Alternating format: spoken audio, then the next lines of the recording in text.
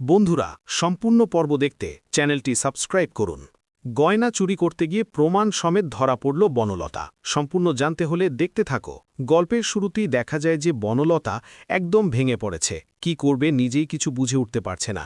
একদিকে ময়ূক 10 লাখ টাকার জন্য চাপ দিতে থাকে, আর 10 লাখ টাকা চাইতে থাকে অনুভবের কাছে। বনলতা তখনই বলে, 10 লাখ টাকা যদি অন্য কেউ চাইতো তুমি তো সাথে সাথে বার করে দিয়ে দিত অনুভব। আজকে আমি চাইলাম বলেই তুমি বার করে দিতে পারছো না। বুঝতে পারছি সবটাই। তুমি যে আমাকে নিজের স্ত্রী বলে মেনে নাওনি, ভালো তো বাসোই না, আর সেটা আবারও প্রমাণিত হয়ে গেল। তখনই অনুভব বলে, তোমার কাছে 10 লাখ টাকা সামান্য হতে পারে, আমার কাছে অনেক বেশি। আর এই 10 লাখ টাকা রোজগার করতে কত সময় লাগে তোমার হয়তো কোনো আইডিয়াও নেই, তাই এই সমস্ত কাজ আমাকে বলো না। তখনই অনুভব বারবার করে এটা বোঝার চেষ্টা করে বনলতার 10 লাখ টাকা কিসের জন্য চাই। ও কি আদৌ সত্যি বলছে নাকি কোনোভাবে মিথ্যে কথা বলছে। বনলতার ফোনে আবারও ফোন আসতে থাকে, আর ফোন করে ময়ূক। বারবার করে ময়ূক বলে, কি ব্যাপার বলো তো বনলতা, 10 লাখ টাকা কবে নিয়ে আসবে? আমি কিন্তু আর ওয়েট করতে পারছি না। এরপর যদি তোমার শ্বশুর বাড়িতে গিয়ে সমস্ত কথা বলে দিই, তোমার কি ভালো লাগবে? তখনই বনলতা ভাবে, না, এবারে আমাকে একটা মুখ্যম স্টেপ নিতেই হবে। এর মাঝখানেই ঠাম্মি চলে এসেছে। ঠাম্মি তখন বলে, কিরে লাজু, তুই আজকে যাবি না কলেজে? আর তখন লাজু বলে, যাব তো, একটু পরেই বেরিয়ে যাব। তখনই অনুভব ভাবে, এই মেয়েটাই নাকি একটা সময় কলকাতার রাস্তায় চলাফেরা করতে পারত না। যত সময় এগোচ্ছে তত বেশি করে লাজু কত বেশি ম্যাচিওর হয়ে উঠছে, সবকিছু দায়িত্ব কত সুন্দরভাবে পালন করছে। এর মধ্যেই ঠাম্মি বলে, যাই হোক, আমার গয়নাগুলো এদিক ওদিক সরিয়ে ছিটিয়ে রয়েছে, ওগুলো যাই গুছিয়ে রাখি, আলমারিতে তুলে রাখি। ওগুলো বলতে হবে বৌমাকে ব্যাংকের লকারে রেখে আসতে। এরপর বনলতা ভাবে, ঠাম্মি তো ঠিক ভোরের দিকে স্থানে ঢোকে, তখন ঘরটা পুরোই ফাঁকা থাকে। সেই সময় ঘরে ঢুকেই আমাকে কিছু একটা কাজ করতে হবে। আমার হাতে আর কোনো রাস্তা নেই, আমি আর মায়ের কাছ থেকেও গয়না নিয়ে আসতে পারবো না।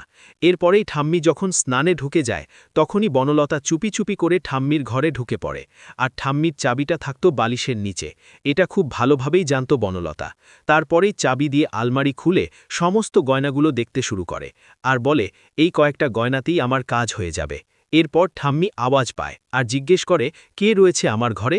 কিন্তু বনলতা তাড়াহুড়ো করে গয়নাগুলো নিয়ে বেরিয়ে চলে আসে, আর বলে, আগেকার দিনের গয়না অনেক ভারী, আর এই গয়নাগুলো পিছলে আমি 10 লাখের বেশি পেয়ে যেতে পারি। অন্যদিকে ঠাম্মি তাড়াতাড়ি করে স্নান সেরে এসে বাইরে দেখে কেউ তো নেই, তাহলে আওয়াজটা হলো কিসের? ঠাম্মির মনে একটু ভয় লাগতে থাকে ঠিকই, তবুও ঠাম্মি সেই ব্যাপারটাকে অত বেশি জোর দিয়ে দেখে না। এরপরেই 10 লাখ টাকা নিয়ে কফি শপে চলে গেছে আবারও বনলতা।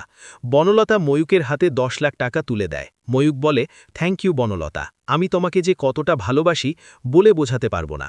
বনলতা বলে, থাক না, এ সমস্ত মিথ্যে কথাগুলো বলে আর কি লাভ আছে, নেই তো? তাহলে আর এগুলো শুধু শুধু কেন এভাবে বলছো? আর শোনো, তুমি যদি এর পরেও আমাকে আবারও চাপ দিতে থাকো টাকা নিয়ে আসার জন্য, খুব ভুল করবে, কারণ এরপর আমি না তোমাকে আর ক্ষমা করব না। এরপর আমি পুলিশের কাছে যাব আর গিয়ে সমস্ত সত্যিটা বলে দেব। তখনই ময়ূক বলে, আরে বাবা, তুমি এত রেগে যাচ্ছ কেন? রেগে যাওয়ার মতন কিছু কি ঘটেছে? শোনো, আমি বিপদে পড়েছিলাম বলেই তোমার কাছে টাকা চেয়েছি, তাহলে তুমি আমাকে এভাবে কথা শোনাতে পারো না। এরপরে বনলতা ভাবে, বাড়ির সবাই যখন জানতে পারবে কি করব আমি তখন, এসব নিয়েই ভাবছিল। অন্যদিকে সুদেব ফোনে কথা বলতে থাকে লাজুর সাথে, আর বলে, দেখ লাজু, তুই কিন্তু খুব ভুল করছিস। এখন তোকে যাই বলছি তুই শুধু না করে কাটিয়ে দিচ্ছিস। কাজটা কি তুই ঠিক করছিস বলতো? লাজু বলে, তোমাকে তো আমি আগেই বলেছিলাম যে এখন আমার কলেজ কামাই করা যাবে না। কলেজ কামাই করা মানে পিছিয়ে পড়া, আর আমি কেনই বা পিছিয়ে পড়তে যাব বলতো? তখন সুদেব বলে, তুই আসবি না? মা সন্তোষী মায়ের ব্রত উদযাপন করছে আর তুই রাখবি না এই কথাটা? তখনই লাজু বলে, আমার পক্ষে সম্ভব না, আমি বৃহস্পতিবার কোনোভাবেই যেতে পারবো না। সুদেব বলে, তুই কি তাহলে বদলে যাচ্ছিস লাজু? তোকে তো এখন দেখে অনেকটাই অচেনা অজানা বলেই মনে হয়। এরপর লাজু ফোনটা কেটে দেয়, আর সুদেবের অনেক বেশি খারাপ লাগে। লুকিয়ে লুকিয়ে অনুভব সমস্ত কথা শুনে নিয়েছে। এরপর অনুভব এসে বলে, লাজু, তোমার বর ফোন করেছিল, কি বলছো এই সুদেবটা? তখনই লাজু বলে, আরে তুমি আবার এসবের মাঝখানে আসতে গেলে কেন? আমাদের বড় বউয়ের কথা তোমাকে জানতে হবে না। তখনই অনুভব বলে, কেন জানব না? তোমার কথা শুনে আমি এইটুকু বুঝতে পেরেছি ও ওখানে তোমাকে নিয়ে যাওয়ার জন্য জোর করছিল। খবরদার লাজু, তুমি এখন যাবে না। মেডিকেল পড়া না এত সহজ ব্যাপার নয়। ও হয়তো জানে না, কিন্তু তুমি তো জানো, তুমি কোনোভাবেও শুক্র শনিবারেও আর যাবে না। মন দিয়ে পড়াশোনা করো। পড়াশোনা করতে এসেছো যখন। এর মধ্যেই বনলতা ওপর থেকে দেখতে পায় আর ভাবে, আমি যদি ফেসে যাই না, লাজু, তোকে আমি ফাঁসিয়ে জেলে পাঠাবো। আমার হাতে আর কোনো অপশান নেই।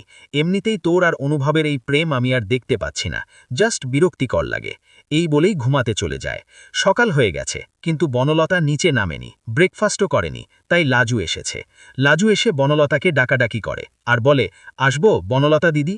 বনলতা বলে, দাঁড়িয়ে আছিস কেন? চলে আয়, কি বলবি বল, তারপর এখান থেকে যা। লাজু বলে, তুমি এখনও সকালের খাবার খেতে নিচে নামোনি? সবাই ডাকছিল তোমাকে। তখন বনলতা বলে, আমার খেতে ইচ্ছে করছে না। আর শোন, রাতের বেলা বাইরে বেরিয়ে এসে পড়িস কেন? ঘরে পড়তে পারিস না? লোককে দেখাস নাকি যে তুই অনেক পড়ছিস? লাজু বলে, সেটা দেখাতে যাব কেন? আর আমার কাছে এসব কিছু ম্যাটার করে না গো। ঠাম্মি তো ঘুমের ওষুধ খেয়ে ঘুমায়, তাই ঠাম্মির কাছে আমি যদি লাইট জেগে পড়ি তাহলে ঠাম্মির ঘুমের অসুবিধা হতে পারে। সেই জন্যই বাইরে এসে পড়ি। কেন বলতো, তোমার কি খুব অসুবিধা হচ্ছে? বনলতা বলে, আমার কেন অসুবিধা হতে যাবে? তুই না আজকাল বড্ড বেশি মুখে মুখে কথা বলিস, যেগুলো আমার একদমই ভালো লাগে না। লাজু তখন বলে, আমি তো সত্যি কথাটাই বললাম, তুমি যে কেন আমার ওপর এত রেগে যাও? বনলতা বলে, তুই অনুভবের সাথে এত কথা বলিস কেন? অনুভবের সাথে তোর কি সম্পর্ক? লাজু বলে, সেটা তো তুমি তোমার বরের কাছ থেকে জিজ্ঞেস করলেই পারো, আর আমার কাছে এবার জিজ্ঞেস করো কেন? বনলতা বলে, খুব চালাকি করে উত্তর দিতে শিখে গেছিস তাই না? খুব ভালো মতন জানিস অনুভব আমাকে কোনোভাবে এই প্রশ্নের উত্তরগুলো দেবে না, তাই তো এই বলার সাহসটা পেলি। ঠিক আছে, আমিও তোকে দেখে নেব। এর মধ্যেই ঠাম্মি তার বড় বৌমাকে বলে, গয়নাগুলো মিলিয়ে মিলিয়ে ব্যাংকের লকারে রেখে আসতে। তখনই জেঠিমণি এসে বলে, আগেকার দিনের গয়না বলে কথা, হ্যাঁ? কত মূল্যবান জিনিস বলুন তো মা। ঠাম্মি তখন বলে, একদমই তাই। এরপরেই দেখা যায় যে গয়নাগুলো মেলাতে শুরু করে দিয়েছে জেঠিমণি, আর বলে, এ কি, কতগুলো গয়না, আমি তো দেখতে পাচ্ছি না। তার মধ্যে লাজু এসে বলে, বনলতা দিদি খাবে না গো, আমাকে বলল সে নিচে এসে খাবে না, আর আমি জিজ্ঞেস করলাম খাবারটা ওপরে পাঠিয়ে দেব কিনা, তবুও বলল খাবে না। তখন জেঠিমণি বলে, ওই মেয়েটার আবার হলো কি হঠাৎ হঠাৎ হঠাৎ করে কি যে হয়?